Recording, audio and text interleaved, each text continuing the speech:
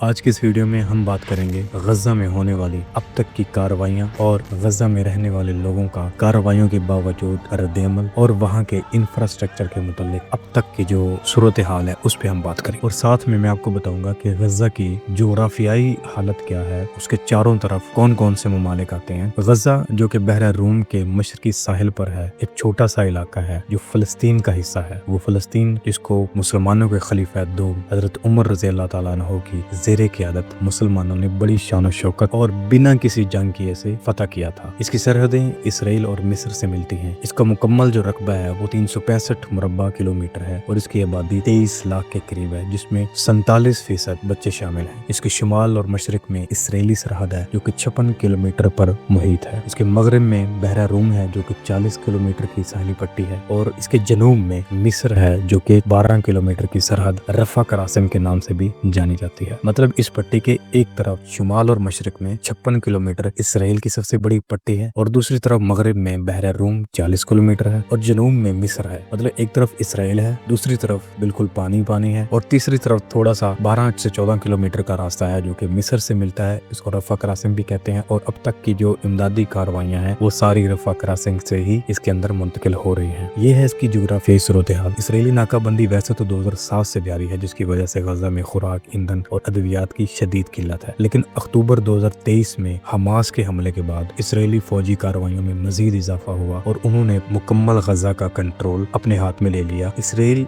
غزہ کے سمندری راستوں کو بھی کنٹرول کرتا ہے اور ہوائی راستوں کو بھی کنٹرول کرتا ہے۔ اسرائیل معاشرے اور تنازعات اور معاشی پابندیوں کی وجہ سے گزشتہ سالوں سے انسانی بحران کا شکار ہے۔ ناکہ بندی کے بعد غذائی قلت اور طبی سہولیات کی کمی نے صورتحال کو مزید سنگین بنا دیا ہے۔ ایف اے او یہ ایک یونائٹڈ نیشن کی اقوام متحدہ کی ایک تنظیم ہے جو ادارہ برائے خوراک اور زراعت کے متعلق لوگوں کی پوری دنیا میں امداد کرتا ہے۔ اس کے مطابق غزہ کی 90% سے زیادہ آبادی غذائی عدم تحفظ کا شکار ہے، اور اس کے بعد WFP یہ بھی ورلڈ فوڈ آرگنائزیشن ہے، یہ بھی انسانی اقوام متحدہ کے اندر ایک تنظیم ہے جو کہ غذائی پروگرام کے تحت پوری دنیا میں کام کرتی ہے۔ اس کی رپورٹ کے مطابق تقریباً 70% لوگ شدید بھوک کا سامنا کر رہے ہیں، اور جہاں تک ان کے ہسپتالوں کی بھی بات کی جائے تو 70 سے 80% ہسپتال بنیادی ادویات سے محروم ہیں۔ صاف پانی تک رسائی محدود ہونے کی وجہ سے ہیضہ اور دیگر بیماریاں پھیل رہی ہیں۔ فلسطینی وزارت صحت کے مطابق اکتوبر 2023 سے جولائی 2024 تک، مطلب اگست 2024 تک غزہ میں تقریباً 60,000 افراد ہلاک ہو چکے ہیں، جس میں 20,000 بچے ہیں۔ یہ فلسطینی وزارت صحت کا بیان ہے۔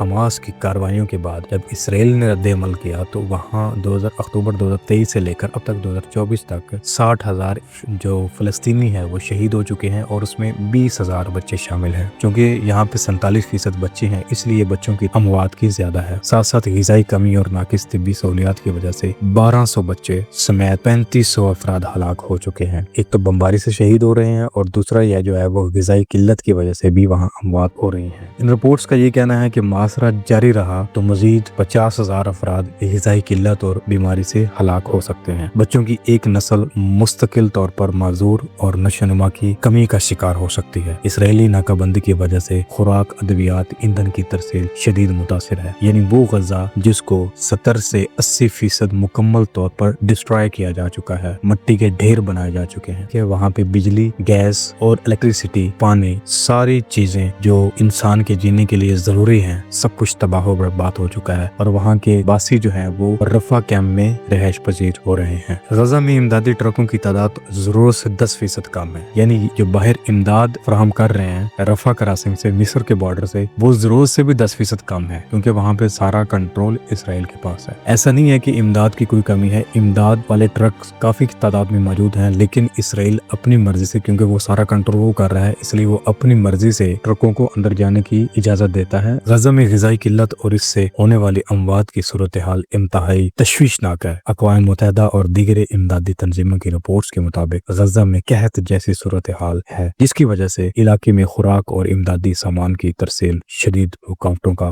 باعث ہے۔ اب ہم بات کر لیتے ہیں کہ سیز فائر کے متعلق اب تک کی کیا صورتحال رہی ہے۔ اس وقت اگست 2025 تک غزہ میں کوئی مستقل یا جامع جنگ بندی سیز فائر نافذ نہیں ہوئی، تاہم حالیہ مہینوں میں جزوی انسانی امداد کے لیے عارضی आर्जी ठहराव ह्यूमैनिटेरियन व्यूज हुए हैं जो कि गजा तनाज़े की जंग बंदी से मुतल्लिक ताज़ा तरीन मालूमात कुछ खास तकवात के बरअक्स साबित हुई है। जनवरी 2025 में मिस्र और कतर की सालसी में 3 रोजा इंसानी जंग बंदी हुई, जिसके दौरान 50 इसराइली कैदियों के बदले 150 फलस्तीनी कैदी रिहा किए गए। उसके बाद अप्रैल 2025 में अक़वाम मुत्तहिदा की सलामती कौंसिल ने फौरी जंग बंदी की करारदाद पेश की, लेकिन अमेरिका ने उसको वेटो कर दी। एक रिपोर्ट के मुताबिक ये बताया जा रहा है कि इसराइली मुकम्मल फौजी कंट्रोल के लिए गजा के बाकी इलाकों, खास तौर पर दारुल बला और वस्ती गजा में ऑपरेशन जारी रखे हुए है। हमास और दीगर ग्रुप्स में मज़ामत जारी है, जिसकी वजह से आर्जी जंगबंदी के बावजूद तसादम हो रहे हैं। अब इसराइल ने जो शरायत रखी है उसके मुतालिक मैं आपको थोड़ा सा बता देता हूँ। इसराइल चाहता है तमाम इसराइली यरगमालियों को गैर मशरूत रिहाई दी जाए और हमास की फौजी सलाहियत का मुकम्मल खात्मा किया जाए। और हमास की शर्त यह है कि मुस्तकिल जंगबंदी हो और इसराइली फौज का मुकम्मल इनखला इस इलाके से किया जाए। जिस भी जंगबंदियों का सिलसिला जारी रहेगा, लेकिन मुस्तकिल हल